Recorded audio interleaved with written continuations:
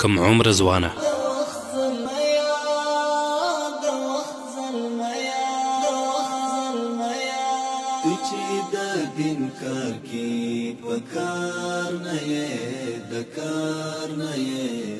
په اسلام کې د کم عمري په نوم هیڅ شی شتون نه لري او نه دا کلمه او حتی په معنا کې د اوسني عصر په اړه د پخوانیو مسلمانانو په ادبیاتو کې نه ذکر شوی.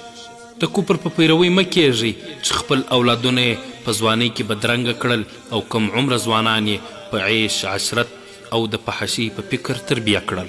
زه به تاسو د څو ځوانو مسلمانانو ژوند لیکونه وړاندې کړم چې د وخت اسلامي امت مشرانو لخوا تربیه شوي او د مشرانو لخوا په لیاقت تعقیب شوي. ګرانه ځوانه، لومړی ځوان اسامه بن زید رضی الله عنه چې 18 کلن و. هغه د لویو اصحابو لکه ابو بکر صدیق رضی الله عنه او عمر بن خطاب رضی الله عنه په شتون کې د مسلمانانو د لشکر مشري وکړه چې د هغه وخت د ځمکې له سترو لشکرو سره د مقابلې لپاره د اسلامي لشکر قومنده د امت روزونکي جناب محمد رسول الله صلی الله علیه وسلم لخوا ورکړل شوه او تربیه هم جناب رسول الله صلی الله علیه وسلم وکړه. دویم ځوان سعد بن ابي وقاص رضی الله عنه 14 کلن و. هغه لومړی کس و چې د خدای جل جلاله د رضا لپاره یې غشي وویشت او له شپږو صحابه کرامو رضی الله عنهم څخه یو و. رسول الله صلی الله علیه وسلم ورته اشاره وکړه او ورته یې وویل دا زما تره دی نو اجازه راکړئ چې هر سړی ماته خپل کاکا وښیي. دریم کس ارقم بن ارقم رضی الله عنه 14 کلن و. هغه خپل کور د پرله پسې 14 کلونو لپاره د رسول الله صلی الله علیه وسلم لپاره مرکزی دفتر جوړ کړ. څلورم کس طلحه بن عبید الله رضی الله عنه 14 کلن و. هغه په اسلام کې په عربو کې تر ټولو معزز و. د احد په جګړه کې له رسول الله صلی الله علیه وسلم سره بیعت وکړ. د مرګ په حالت کې له کفارو څخه د هغه ساتنه وکړه. د تیرونو څخه یې ساتنه وکړه.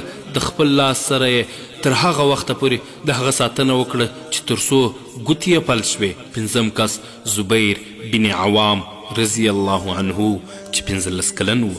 لومړی کس چې په اسلام کې د خدای لپاره خپله توره راښکاره کړه او د رسول الله صلی الله علیه وسلم صحابي و.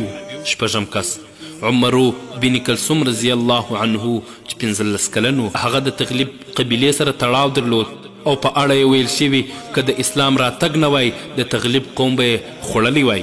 اووم زید بن ثابت رضی الله عنه 14 کلن و. د وحی لیکوال شو.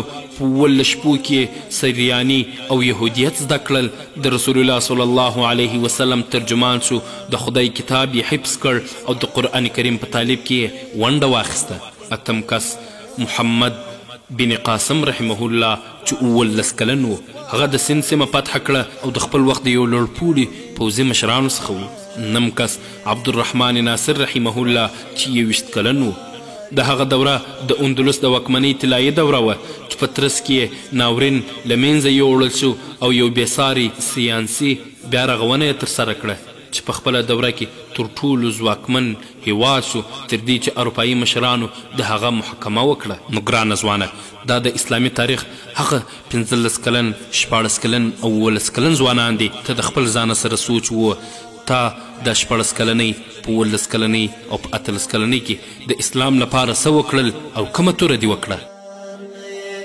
ته د یارۍ نه یې نو زه ته زما یار نه یې یار نه یې یار نه یې. زوی دې فارغ شو په صورت سیرت سنبال نشو. زوی دی فارغ شو په صورت سیرت سنبال نشو.